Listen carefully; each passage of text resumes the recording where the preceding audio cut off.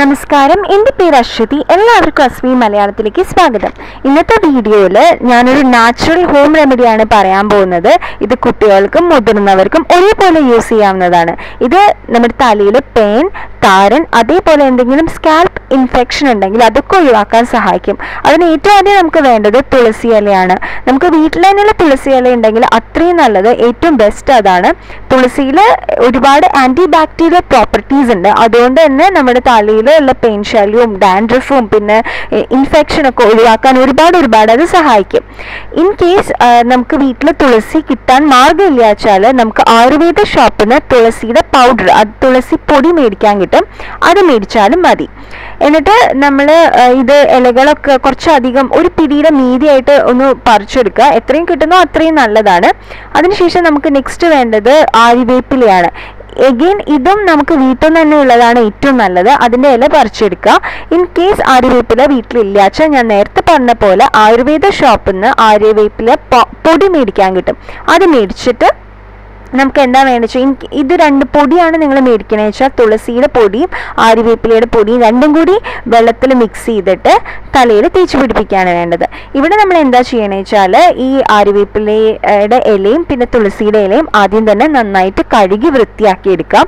അതിനുശേഷം നമ്മുടെ ഒരു മിക്സിയിൽ ഇട്ടിട്ട് ഇത് അരച്ച് അതിൻ്റെ നീരെടുക്കാനാണ് പോകുന്നത്. അപ്പോൾ അരയ്ക്കുമ്പോൾ എങ്ങനെയാണെന്ന് വെച്ച് കഴിഞ്ഞാൽ, വേണമെങ്കിൽ നമുക്ക് അരച്ച് നീരെടുക്കാൻ പ്രയാസമാണെങ്കിൽ അരച്ച് അങ്ങനെ തലയിൽ തേക്കാം. അങ്ങനെ ആകുമ്പോൾ അതിൻ്റെ പൊടികളൊക്കെ എത്ര കഴുകിയാലും അത് മുഴുവനായിട്ട് പോയി എന്ന് വരില്ല. അതുകൊണ്ടാണ് നമ്മൾ നീരെടുക്കുന്നത്. നീരെടുത്ത് കഴിഞ്ഞാൽ അത് തലയിൽ അപ്ലൈ ചെയ്യാനും അതേപോലെ കുറച്ച് നേരം വെച്ച് അത് നന്നായി നമ്മുടെ തലയിൽ പിടിക്കാൻ ഹെൽപ്പ് ചെയ്യും. അതുകൊണ്ടാണ് നമ്മൾ നീരെടുക്കുന്നത്. പിന്നെ അത് മാത്രമല്ല, ഈ പൊടികളൊക്കെ ഉണ്ടെങ്കിൽ നമുക്ക് ഷാംപൂ യൂസ് ചെയ്യേണ്ടി വരും. അപ്പോൾ അതൊക്കെ ഒഴിവാക്കാൻ അത് നീരെടുക്കുന്നതാണ് ഏറ്റവും നല്ലത്. അപ്പോൾ മിക്സിയിൽ ഇത് ഇട്ടതിന് ശേഷം, ഈ ഇലകൾ ഇട്ടതിന് ശേഷം കുറച്ച് വെള്ളം ഉപയോഗിച്ച് നന്നായി അരച്ചെടുക്കാം.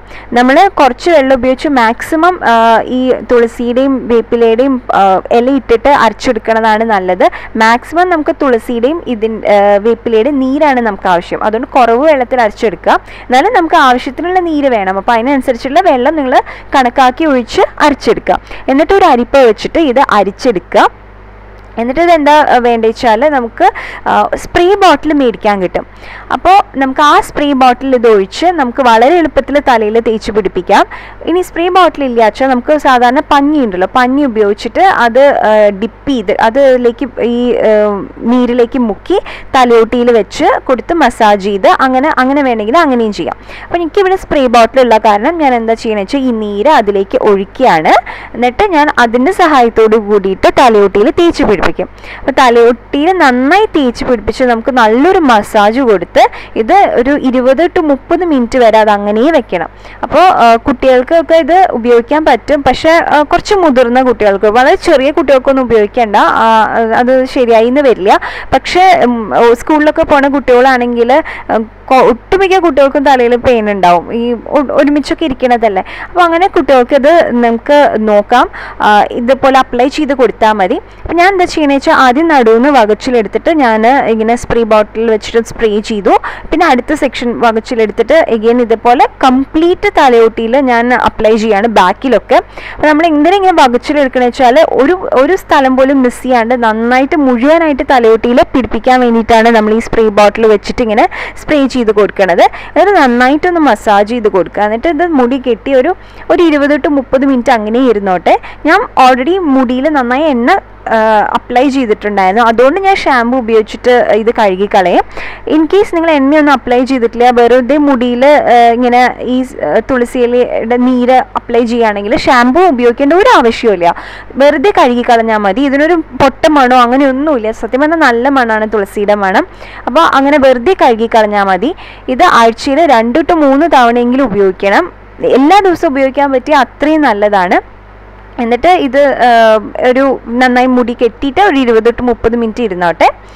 അപ്പോൾ ഞാൻ നേരത്തെ പറഞ്ഞ പോലെ ഇങ്ങനെ എല്ലാ ദിവസവും ചെയ്യാൻ പറ്റിയ അത്രയും നല്ലതാണ്.